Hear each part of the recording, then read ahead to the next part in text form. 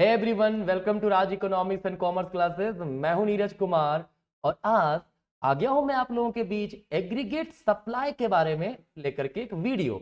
इसके पहले जो वीडियो मैंने बनाया था उसमें एग्रीगेट डिमांड को डिस्कस किया था और बताया था डाउनवर्ड स्लोपिंग एग्रीगेट डिमांड क्यों होता है। अगर नहीं देखे हैं तो उसका लिंक डिस्क्रिप्शन में दिया हुआ है, आप जाके उसे देख सकते हैं। राइट, तो एग्रीगेट सप्लाई जो है उसका शॉर्ट रन का कर्व कैसा होता है, लॉन्ग रन का कर्व कैसा होता है, ये हमारा आज का पूरा कंसेप्ट रहेगा। ठीक है, ध्यान रहे एग्रीगेट सप्लाई एग्रीगेट डिमांड ये सबसे डायरेक्टली क्वेश्चंस आपका किसी भी कॉम्पिटिटिव एग्जाम में आता है, साथ ही साथ एकेडमिक के लिए भी काफी जरूरी है ना। अगर आप detail course BA economics, MA economics, UGC net, CUET किसी भी यूनिवर्सिटी का आप एकेडमिक चाह रहे हैं उसका अगर चाहिए कोर्सेज, ठीक है, तो आप इस नंबर पे दिए हुए नंबर पे कांटेक्ट कर सकते हैं, है ना। इसके बारे में आपको जानकारी दे दिया जाए। क्लियर है?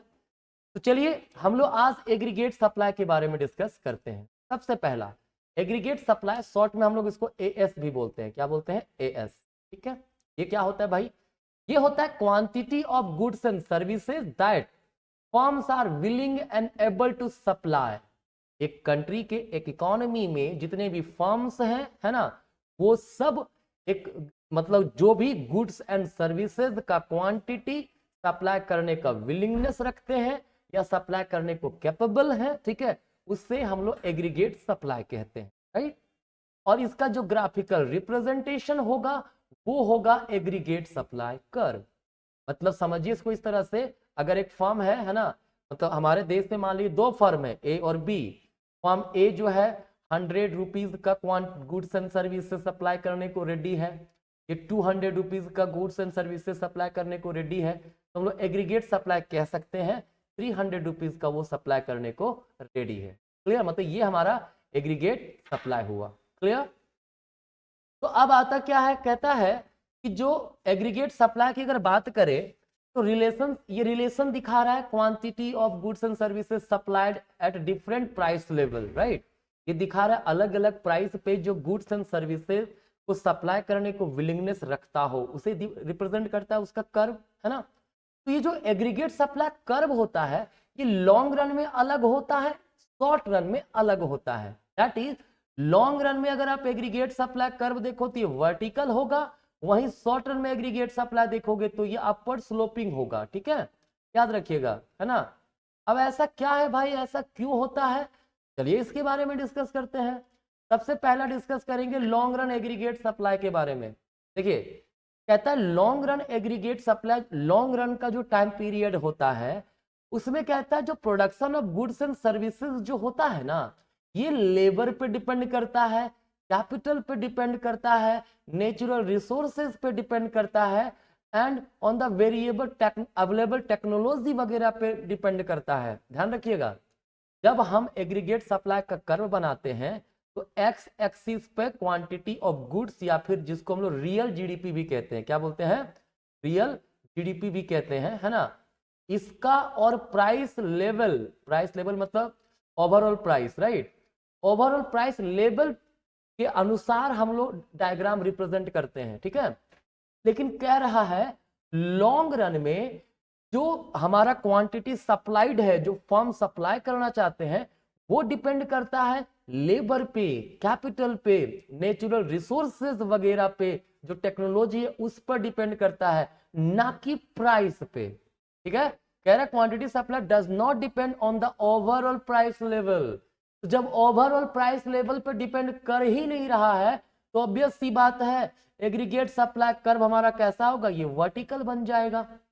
क्योंकि प्राइस कुछ भी रहे, पी नोट हो तब भी जो है हमारा ओक्यू क्वांटिटी प्रोड्यूस हो रहा है, P1 हो जाए तब भी हमारा ओक्यू क्वांटिटी प्रोड्यूस होगा। ठीक है, तो ये लॉन्ग रन में ऐसा होता है, मतलब प्राइस के साथ कोई रिलेशन नहीं होता है लॉन्ग रन एग्रीगेट सप्लाई का। क्लियर है? और ये जो लॉन्ग रन में क्वांटिटी प्रोड्यूस होगा उसको नेचुरल रेट ऑफ आउटपुट भी कहते हैं या पोटेंशियल जीडीपी भी बोलते हैं। पोटेंशियल जीडीपी का मतलब हो गया फुल एम्प्लॉयमेंट जीडीपी। ठीक है, फुल एम्प्लॉयमेंट। क्लियर? अब कहता है कि जो हमारा लॉन्ग रन एग्रीगेट सप्लाई है ये बेसिकली कहां से आया, ये आता है classical economy and monetary neutrality पर बेस्ड है। ये किस पे बेस्ड है? क्लासिकल इकोनॉमिस्ट का जो व्यू था उस पर बेस्ड है।